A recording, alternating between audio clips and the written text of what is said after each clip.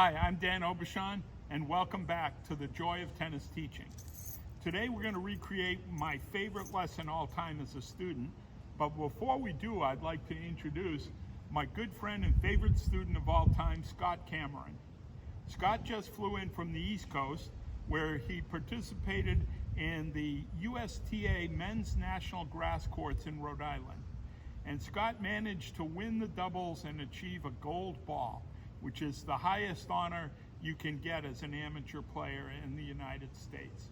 I always dreamed when I was young up till today that someday I would get a gold ball, but it hasn't happened yet. But congratulations, gold ball winner Scott, and let's go forward with the volley, the high put-away volley. When we teach the volley, we teach it as a catch. But when the ball gets up above your shoulder, especially if it doesn't have a lot of speed, it's very difficult to put the ball away. I especially had trouble with it because that catch concept, I made it, the ball would just catch and loop off my racket and go down.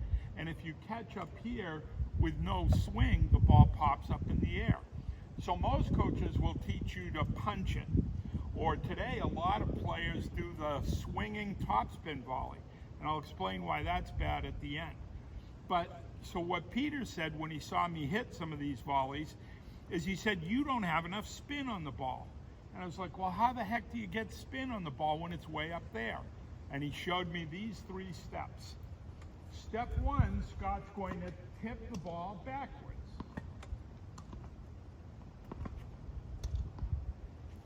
You see how he starts with the racket wide open and propels the ball backwards.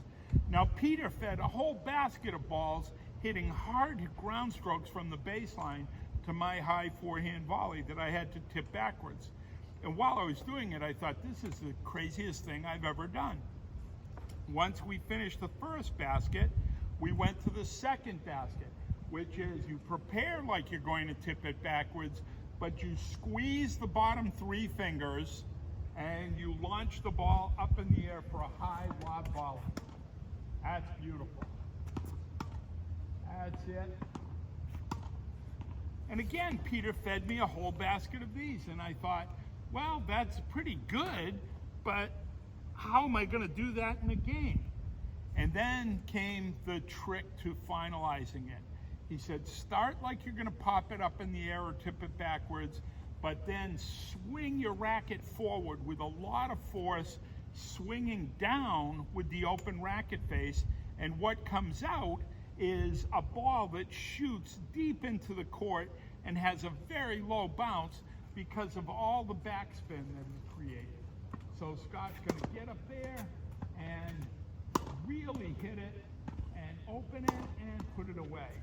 I wish we could set the camera up so you could see the result of those volleys, but it really fired away. Now, a lot of times in today's game, the players will get a high soft ball and they'll try to do a swinging topspin ground stroke but out of the air. The problem with that, I feel, is twofold. Number one, it's much more difficult to do and it's very easy to miss-hit the ball. Number 2 is when the ball comes in the court, it's got topspin, so it dips down and lands shorter than you want and bounces up where your opponent can hit it.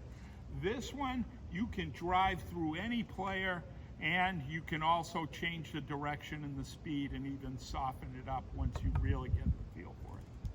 So that's it for today. Go out there and show your students how to get spin on that high volley, and I gotta tell you, that's one of the most joyful shots you'll ever have when you can put it away. To this day, I don't think there's a shot that I enjoy hitting more. Thanks very much, and we'll see you next time.